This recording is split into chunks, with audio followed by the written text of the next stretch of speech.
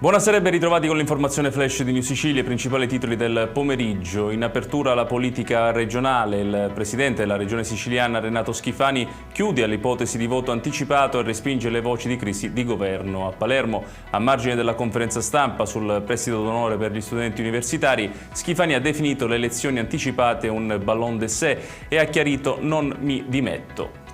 E lo stesso Schifani è intervenuto in Commissione regionale antimafia riunita nell'Istituto Comprensivo di Sferracavallo dopo la scia di attentati e intimidazioni registrata negli ultimi mesi a Palermo. La Regione ha annunciato il Presidente è pronta a rifinanziare la norma anti-racket. Lo Stato e la Regione ci sono, siamo accanto agli imprenditori onesti, le parole del Governatore.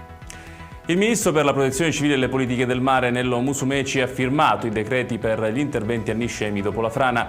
Il piano prevede demolizioni, contributi per la delocalizzazione e opere di prevenzione strutturale e riduzione del rischio idraulico e idrogeologico per un importo complessivo di 150 milioni di euro.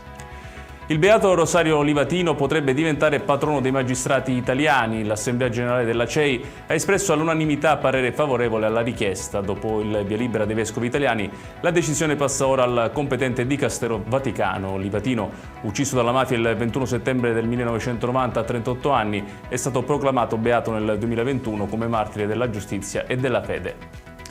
La pop star Dua Lipa e l'attore Callum Turner si sposeranno in Sicilia a Bagheria, nella storica villa Val Guarnera. Le nozze sono previste per venerdì 5 giugno, con weekend di eventi fino al 7 giugno tra la stessa Bagheria e Palermo. Tra i tanti VIP attesi, come ospiti ci sarà anche Elton John. Ed è tutto per questa edizione, tutti i dettagli su queste notizie li trovate come sempre sul nostro sito www.newsicilia.it. Grazie per averci seguito e buon proseguimento di serata.